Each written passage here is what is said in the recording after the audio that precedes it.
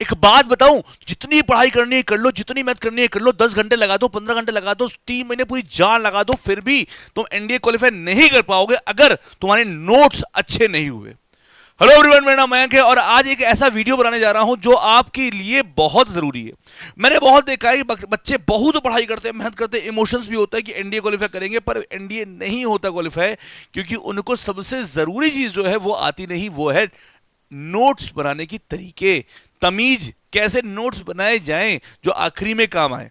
तो आज इसी वीडियो को लेकर मैं आपके बीच में आया हूं। अगर आपने ये वीडियो देख लिया, समझ लिया और इसको इंप्लीमेंट कर लिया तो यकीनन आपके क्वालिफाई होने की पॉसिबिलिटी काफी ज्यादा बढ़ जाएगी किसी भी एग्जाम को। ये सिर्फ इंडिया के लिए नहीं, हर एक एग्जाम के लिए लागू होता है। तो प्यारे बच्चों, आपने देखा होगा कि जब टीचर्स पढ़ा रहे होते हैं ऑफलाइन क्लासेस में, ऑनलाइन क्लासेस में, या आप यूट्यूब पे वीडियो देख रहे होते हो, तो इसमें बच्चे गलती क्या करते हैं। ऑनलाइन में तो ये बहुत बड़ा ट्रैप है कि बच्चे वीडियो देख रहे होते हैं, अरे मजा आ रही, मजा आ रही। तो मजा भले ही आ रही है, पर आप नोट्स नहीं बना रहे, और नोट्स बना रहे हैं तो कैसे भी बना ले रहे हैं।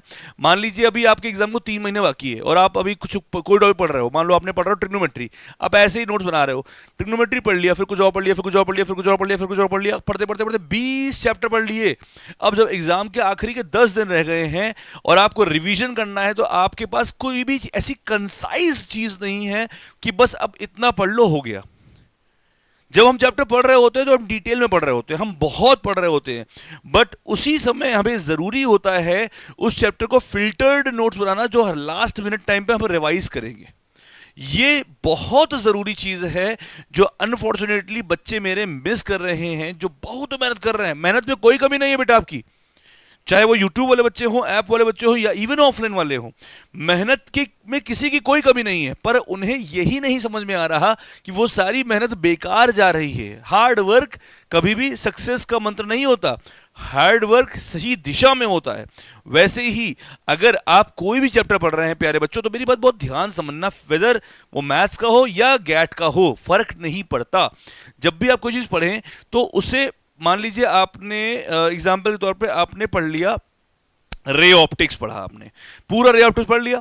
अब उस पूरे रे ऑप्टिक्स को 3 पन्नों में क्या आप बांध सकते हो? क्या पूरी बातें शॉर्ट फॉर्म में, प्रिसाइज फॉर्म में, माइंड मैप्स के थ्रू क्या 3 पन्नों में लिख सकते हो? अगर हाँ, तो यकीनन आप एक सही एस्पिरेंट हैं और यकीनन आप क्वालिफाई करेंगे। बट अगर नहीं तो समस्या गंभीर होने वाली है आगे। वैसे ही अगर आप मैथ्स पढ़ रहे हैं, तो मैथ्स में एग्जांपल दे रहा हूं मैं आपको। एक चैप्टर है, latest example, complex number. Complex number में बहुत सारी चीजें हैं, आपने सब पढ़ ली, पर अब आपको बताया कि इसमें 5 से वो 5 चीजें ऐसी हैं जिस पर यूपीएससी क्वेश्चन बहुत बनाता है। तो उसको अपने एक पन्ने में, लिटरली बता रहा हूं, जो मेरे एस्पिरेंट, जो मेरे स्टूडेंट्स हैं वो जानते हैं कि मैथ्स के नोट्स तो एक पन्ने में बन सकता है। एक चैप्टर का नोट्स एक पन्ने में, एक चैप्टर का नोट्स एक पन्ने में, यानी कुल 25 पन्ने में पूरी मैथ।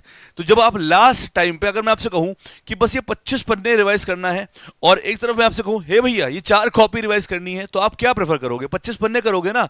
इसीलिए बोल रहा हूं कि आपको हर चैप्टर को एक पन्ने में, हर चैप्टर को एक पन्ने में, हर चैप्टर को एक पन्ने में, ऐसे वन पेजेस आपको हर चैप्टर में नोट्स बनाने ही चाहिए। अब सवाल ये उठता है कि बच्चे बोले कि सर नोट्स बनाए तो बनाए कैसे? मैं बहुत सिंपल सा तरीका तुम्हें बताता हूं।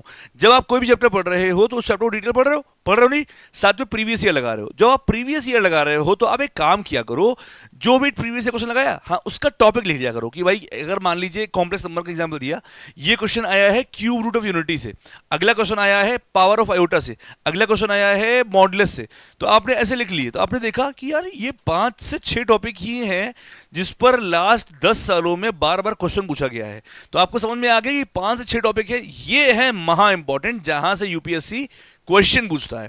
तो आपने उन 5-6 चीजों को एक पन्ने में नोट कर लिया, उसके ऊपर उससे रिलेटेड जितने फॉर्मूले, जितने रिजल्ट्स और जितने जुगाड़ हैं उनको एक साथ कंसाइज कर लिया, आपका काम हो गया।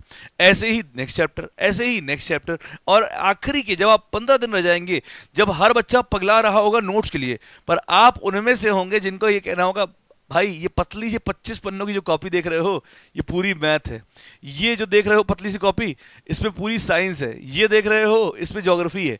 यानी आपके कुछ पन्नों में पूरे नोट्स कंसाइज होंगे जिसको आप 100 बार एक ही दिन में रिवाइज कर सकते हो। कसम से बता रहा हूं, अगर इस टेक्निक को बच्चों आप लोग अप्लाई करो तो आप एक अच्छा नोट्स बनाओगे और यकीनन उससे आपकी प्रोडक्टिविटी बढ़ेगी। यानी रिजल्ट आने की पॉसिबिलिटी बढ़ेगी, आप जरूर एनडीए क्वालिफाई करोगे और बाद में मेरे लिए मिठाई भेजोगे। थैंक यू सो मच, नमस्कार, जय हिंद।